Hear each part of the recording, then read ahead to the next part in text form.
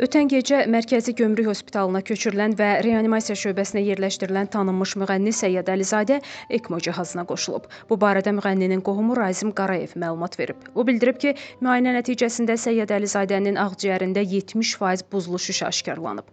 Ötən gecədən Səyyad bəyin müalicəsi yüksək səviyyədə davam etdirilir, ancaq vəziyyəti ağır olaraq qalır. Ümid edirik ki, prosedurların nəticəsi olacaq. Qeyd edək ki, ECMO ekstrakorporal membran oksigenləmə cihazı olub, ağciyər və ürək yerinə 2-3 həftə funksiya göstərərək mövcud olan problemin həlli üçün həkimlərə vaxt qazandıran müalicə üsuludur.